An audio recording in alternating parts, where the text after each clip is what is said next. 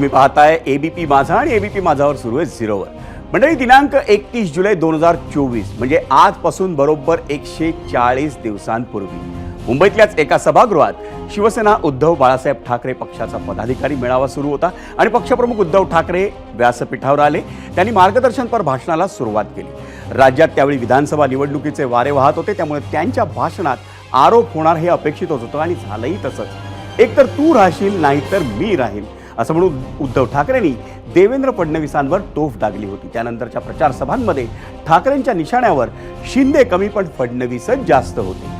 दोन्ही नेत्यांनी एकमेकांवर हातचं न राखता त्या अख्ख्या प्रचाराच्या काळामध्ये टीका केली.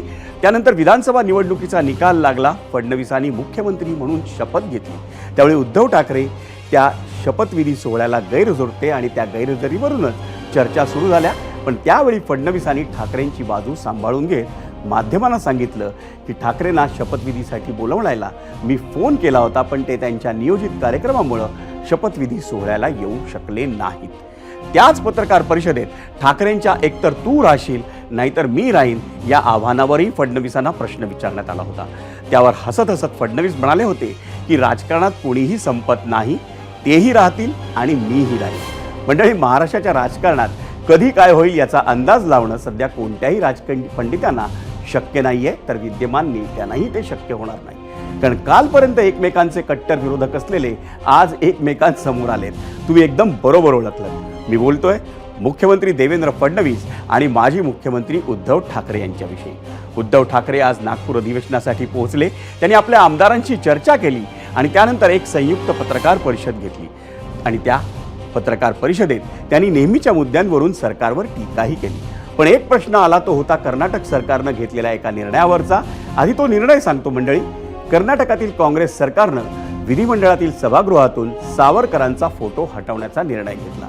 त्याची अंमलबजावणीही झाली आणि त्याच निर्णयावर ठाकरेंना प्रश्न विचारण्यात आला. त्यावेळी ठाकरेंनी काँग्रेसला एक सल्ला दिला. त्याचीच सध्या चर्चा होते. आपण पाहूयात तो काय सल्ला ठाकरेंनी काँग्रेसला दिला. काँग्रेस असो वा भारतीय जनता पक्ष असो, यांनी आता सावरकर आणि भाजपनी सुद्धा नेहरू बोलणं सोडलं पाहिजे. कारण आताचा हा जो काळ आहे, तो काळ आपल्याकडे बघतोय की त्यावेळेला त्यांनी जे काय करायचं ते करून गेले, तुम्ही काय करतात. त्याच्यामुळे अगदी मोदींनी सुद्धा नेहरूंचं रडगाणं आता बंद करावं आणि काँग्रेसने आता सावरकरांच्या नावाने बोलणं बंद करावं. कारण दोघंही आपापल्या जागी होते. आपण काय करणार आहोत हे लोकांना आता दाखवावं. आणि मुळामध्ये सावरकरांना भारतीय जनता पक्षाने एकदा भारतरत्न द्यायला काय हरकत आहे? का देत नाहीये? द्या ना त्यांना भारतरत्न. मंडळी, उद्धव ठाकरेंनी काँग्रेसला सल्ला देत असतानाच भाजपलाही सवाल केला. सावरकरांना भाजपने गेल्या 10 वर्षांमध्ये भारतरत्न का दिला नाही, त्यासाठी मुख्यमंत्र्यांनी शिफारस का केली नाही असं म्हणत ठाकरेंनी फडणवीसांनाही टार्गेट केलं. त्यावर काँग्रेसकडून ठाकरेंच्या वक्तव्यावर प्रतिक्रिया यायच्या आधीच उद्धव ठाकरे हे मुख्यमंत्री देवेंद्र फडणवीसांच्या भेटीला पोहोचले. शिवसेनेतल्या फुटीला फडणवीसच जबाबदार आहे असं म्हणत ठाकरेंनी गेली 2.5 वर्ष टीका केली आणि आता त्याच दोन नेत्यांच्या भेटीला उद्धव ठाकरे स्वतःहून गेले. त्यावेळी त्यांच्यासोबत अंबादास दानवे, सुनील प्रभू, आदित्य ठाकरे, अनिल परब आदी नेते मंडळी होती. जवळपास 15 मिनिटं ही बैठक झाली आणि त्यानंतर ठाकरे तिथून बाहेर पडले. त्यानंतर ठाकरे पोहोचले ते विधानसभा अध्यक्ष राहुल नार्वेकरांच्या केबिनला. मंडळी, ही भेट राजकीयदृष्ट्या किती महत्त्वाची आहे याचा अंदाज आता तुम्हाला याला असावा. याच राहुल नार्वेकरांनी ठाकरेंचा पक्ष आणि निवडणूक चिन्हाविषयी ऐतिहासिक निर्णय दिला होता आणि तेव्हापासून नार्वेकर हे कायम ठाकरेंच्या निशाण्यावर राहिलेत. जेव्हा ही भेट सुरू होती तेव्हा नेमके त्याच वेळी शिवसेनेचे नेते म्हणजे शिंदेंच्या शिवसेनेचे नेते आणि मंत्री शंभूराज देसाई पोहोचले आणि सगळ्यांच्या भुवया उंचावल्या. आता या भेटीत काय झालं ते आधी ऐकूयात ठाकरे पितापुत्रांकडून. साहजिकच आहे, या सरकारकडनं महाराष्ट्राच्या हिताची अपेक्षा आहे. महाराष्ट्राच्या हिताचे निर्णय घेतले जातील ही अपेक्षा आहे. त्या व्यतिरिक्त बाकी ही निवडणूक कशी जिंकले, काय जिंकले, हे जे काय अनाकलनीय प्रश्न आहेत त्याच्याबद्दल आम्ही जनतेच्या माध्यमातून आवाज उठवत राहणार आहोत. आज आम्ही दोघांची म्हणजे मुख्यमंत्री देवेंद्र फडणवीसजी आणि आमच्या हाऊसचे अध्यक्ष राहुल नार्वेकरजी यांची भेट घेतली. शुभेच्छा ते दिलेल्या आहेत. आणि सुसंस्कृत राजकारण हे पुढे चालवा, पुढची 5 वर्ष एकत्र काम करायचं आहे, महाराष्ट्राच्या हिताचं करायचं. शुभेच्छा दिल्या. ईव्हीएमवर जो संशय आहे तो आहे आणि तो आम्ही बोलत राहू, कारण आपण पण देखील आपल्या माध्यमातून तो संशय अनेकदा लोकांसमोर आणलेला आहे. कुठच्या पद्धतीने मतदान झालं, 76 लाख मतं कशी वाटली वगैरे सगळं आहे. पण दुसऱ्या बाजूला राजकीय पक्ष म्हणून आम्ही सगळ्यांनी महाराष्ट्रासाठी काम करावं, महाराष्ट्राच्या हिताचं काम करावं आणि शुभेच्छा दिल्या. ऐकलं तुम्ही आदित्य ठाकरे आणि उद्धव ठाकरे काय म्हणाले. पण मंडळी, उद्धव ठाकरेंनी मुख्यमंत्री देवेंद्र फडणवीसांची घेतलेली भेट हीच बातमी आज दुपारपासून गाजते आणि त्यावरच विविध सोशल मीडियावर प्रश्न आम्ही पोस्ट केला होता आणि त्यावरील प्रतिक्रिया कौल आपण थोड्या वेळात पाहणार आहोत. पण आधी पाहूयात तो प्रश्न नेमका काय होता हे पोल सेंटरला. आजचा प्रश्न होता, सावरकरांवरून काँग्रेसला सल्ला दिल्यानंतर उद्धव ठाकरेंनी घेतली मुख्यमंत्री देवेंद्र फडणवीसांची भेट. ठाकरे आणि भाजपची जवळीक वाढते असं वाटतं का? होय आणि नाही असे 2 पर्याय आम्ही त्यावर आपल्याला दिलेले होते.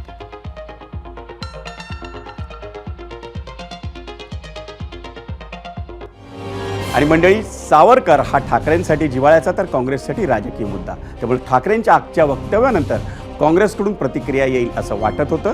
पण नाना पटोलेंनी आमच्यासाठी हा मुद्दा नाही असं म्हणत उत्तर देणं टाळलंय. एकदा नाही तर 2 वेळा. आणि त्यावर चर्चा करण्यासाठी आपल्यासोबत आहेत रविकिरण देशमुख, जे राजकीय विश्लेषक आहेत. रविकिरणजी, आपलं स्वागत आहे एबीपी माझाचा हा खास कार्यक्रम 0 ओव्हरमध्ये.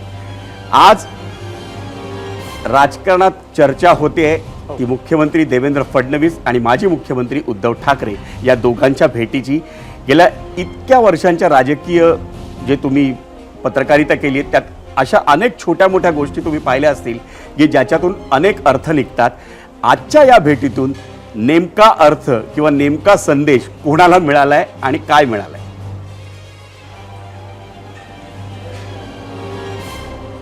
कसं असतं की राजकारणामध्ये कडवटपणा किती ठेवावा यालाही एक मर्यादा असते. राज्यामध्ये गेल्या 2.5-3 वर्षामध्ये कमालीची कटुता जाणवत होती, विधानांमधून कटुता जाणवत होती, वातावरण अतिशय गंभीर होतं. जणू काही आता व्यक्तिगत स्वरूपात हाणामारी होती की काय इथपर्यंत गोष्टी टोकाला चालल्या होत्या. शब्दबंबाळ असे विधानं नेते मंडळींकडनं केली जात होती. हे महाराष्ट्राच्या राजकारणाला सगळं नवीन होतं. याच्या आधी पक्ष फुटले नाहीत का? फुटले ना. म्हणजे फक्त शिवसेनाच फुटली नाही 91मध्ये, तेव्हा एक जनता दलसुद्धा फुटला होता. सुधाकरराव नाईक CM होते तेव्हा जनता दलाचे 7-8 आमदार मूळ पक्ष सोडून गेलेच होते की त्यात केसी पाडवी वगैरे मंडळी होती. पण कसं असतं की पक्ष फोडणं यालाही पण एक पूर्वीच्या काळात मर्यादा होती. याला थोडंसं गांभीर्य म्हणजे थोडंसं त्यात तेवढ्यापुरतं तेवढं घेतलं जायचं. परंतु तुमचा विस्तार, आमचा विस्तार ह्या 2 सीमारेषा अतिशय स्पष्ट असायच्या. पण या कालावधीमध्ये काय झालं की अतिशय कटुता आली आणि एकमेकांना संपवतायत की काय, म्हणजे अशा पद्धतीचं वातावरण तयार झालं. त्यामुळं या भेटीकडे आजच्या अनेकांचं लक्ष आणि अनेकांना त्याचं कौतुक वाटत असेल की हे कसं काय होऊ शकतं. पण हे पहा, राजकारण ही काही व्यक्तिगत दुश्मनी नव्हे. राजकारणामध्ये कधीतरी लक्ष्मण रेषा ओलांडावीच लागते. किती जरी आखून घेतल्या कोणी मर्यादा तरी त्या मर्यादा फार काळ कोणी पाळू शकत नाही. राज्याच्या हितासाठी राजकारण करायचं असतं ना, व्यक्तिगत नाही ना. व्यक्तिगत स्वार्थासाठी राजकारण नसतं करायचं. लोकांना वाटलं पाहिजे ना की तुम्ही आमच्यासाठी लढताय. मग आमच्यासाठी लढताय असं जर लोकांना पटवून द्यायचं असेल तर त्याच लोकांसाठी एका व्यासपीठावर यावंच लागतं, भेटावंच लागतं. आणि मला वाटतं आज उद्धव ठाकरेंनी तो काहीसा पुढाकार घेतला आणि त्यांनी ही जाणीव करून दिली की आपण फार काळ अलिप्त राहून चालणार नाही. राज्याचं मुख्यमंत्रीपद हे राज्यातल्या 14 कोटी जनतेचं प्रतिनिधित्व करतं. किती काळ तुम्ही दूर राहू शकणार आहात? आणि मुख्यमंत्री यांना एकदा त्या पदावर बसल्यानंतर सुद्धा तेव्हा फार काळ पक्षपाती भूमिका घेता येत नसतात.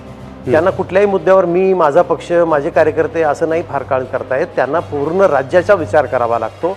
तेव्हा उद्या शिवसेना जर काही जनहिताचा प्रश्न घेऊन आली तर त्यांना तुम्ही आणलाय म्हणून मी करणार नाही असं उत्तर देता येत नसतं. बरोबर. त्यामुळं मुख्यमंत्र्यांनी सुद्धा त्यांचं स्वागत केलं. आणि अशाही बातम्या आल्यात की ते निघून चालले होते पुष्पगुच्छ देऊन, तेव्हा ते म्हणे की बसा बसा. हरकत नाही, चांगलं चिन्ह आहे हे, चांगली गोष्ट आहे. यातून राज्याच्या हिताचं काहीतरी घडावं. पण निवडणुका संपल्या, आता फक्त स्थानिक स्वराज्य संस्थांच्या निवडणुका आहेत आता. हा विजय, त्याच भेटीनंतर दुसरी एक भेट झाली, ती म्हणजे होती विधानसभा अध्यक्ष राहुल नार्वेकरांची. आणि त्यामुळे विरोधी पक्ष नेतेपदाचा मुद्दा आता आणखी पुन्हा एकदा चर्चेला येतोय. त्या भेटीकडे कसं पाहायचं नेमकं?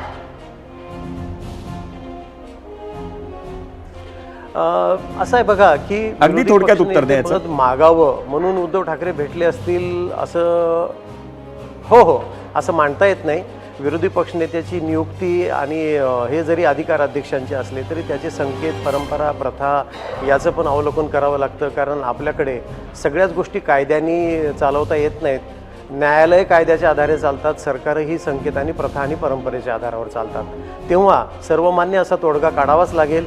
हे बघा, मी थोडक्यात विजय सांगतो आपल्याला, आपली लोकशाही ही वैराचं प्रतिनिधित्व करत नाही, वैर सांगत नाही, राजकीय वैर भावना वाढावी असं सांगत नाही.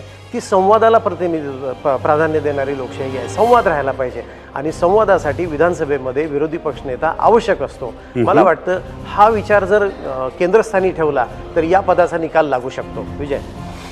रविकिरण, आणखी एक आजचा एक पुन्हा जाता जाता प्रश्न जर विचारायचा झाला तर गेल्या काही दिवसांपासून उद्धव ठाकरे पुन्हा हिंदुत्वाचा विषय मांडतायत आणि आज त्यांनी काँग्रेसला सल्ला दिलाय की सावरकरांविषयी बोलणं तुम्ही थांबवा. त्याच्यावर काँग्रेसकडून अजून नेमकं उत्तर आलेलं नाही आहे. पण या मुद्द्याकडे कसं पाहायचं? उद्धव ठाकरेंकडून वारंवार हिंदुत्वाचा उल्लेख करण्यात येतोय आणि आता तर त्यांनी सावरकरांचा विषयी बोलणं थांबवा हे थेट काँग्रेसला सांगितलेलं आहे. मला वाटतं उद्धव ठाकरे त्यांच्या राजकारणासाठी मध्यममार्गी भूमिका घेत आहेत. उद्धव ठाकरेंना आता धड काँग्रेसच्याही बाजूने जायचं नाही आहे आणि त्यांना भाजपच्या विरोधात तर ते उभेच आहेत. त्यांना त्यांच्या पक्षाची चिंता आहे आता की आपला पक्ष विधानसभेमध्ये इतका सपाटून मार खाल्ल्यानंतर पुढे कसा न्यायचा. म्हणून ते धड काँग्रेसच्याही बाजूने जाऊ इच्छित नाही, धड भाजपच्याही बाजूने. एक मध्यवर्ती संकल्पना आपण एक लक्षात ठेवली पाहिजे की इतिहास काळामध्ये जे घडून गेलं ते गेलं. त्यावेळी त्या इतिहास पुरुषांनी त्या वातावरणामध्ये जे आवश्यक होते त्यावेळी ते निर्णय घेतलेले आहेत आणि त्याची चिकित्सा करायला आजच्या काळापेक्षा विद्वान मंडळी भूतकाळात होऊन गेली आहेत आणि त्यांनी मोठे मोठे ग्रंथ लिहिलेले आहेत. त्यावेळी फार मोठे डिबेट झालेले आहेत त्यांनी काय केलं ते. त्या इतिहास पुरुषांबद्दल आज विवाद उत्पन्न करून प्रचंड वातावरण कलुषित करण्याचे प्रयत्न हे समाजाच्या हिताचे नाहीत. त्यावेळी जे योग्य होतं त्या इतिहास पुरुषांनी केलं, त्याची चिकित्सा फार करायला महत्त्वाचा मुद्दा आहे, त्यावेळी झालेली आहे. रविकिरण. पुन्हा पुन्हा हे विषय कशाला काढायचे? त्यामुळं कुठेतरी हा विचार झाला पाहिजे. बरोबर आहे. अतिशय महत्त्वाचा मुद्दा मांडलाय रविकिरण देशमुख यांनी आणि तुम्ही या झिरोवरच्या या आजच्या चर्चेत सहभागी झालात त्याबद्दल आपले आभार. दुसरा प्रश्न आमचा विचारला होता आणि त्या दुसऱ्या प्रश्नावर महाराष्ट्रातल्या प्रेक्षकांनी काय कौल दिलाय तो पाहण्यासाठी जाऊयात पोल सेंटरला. आधी पाहूयात आपला दुसरा प्रश्न नेमका काय होता. सावरकरांवरून काँग्रेसला सल्ला दिल्यानंतर उद्धव ठाकरेंनी घेतली मुख्यमंत्री देवेंद्र फडणवीसांची भेट. ठाकरे आणि भाजपची जवळीक वाढते असं वाटतं का? एकूण मतं आली 25,000 यूट्यूबला आणि त्याच्यावर प्रेक्षकांनी 69% प्रेक्षकांनी कौल दिलाय होय आणि 31% म्हणतायत नाही. एक्सवर त्याच प्रश्नावर आलेला कौल आपण पाहतोय. 55% प्रेक्षक म्हणतायत होय आणि 45% म्हणतायत नाही. इंस्टाग्रामवरचा कौल आपण पाहतोय. 80% प्रेक्षक म्हणतायत होय आणि 20% म्हणतायत नाही.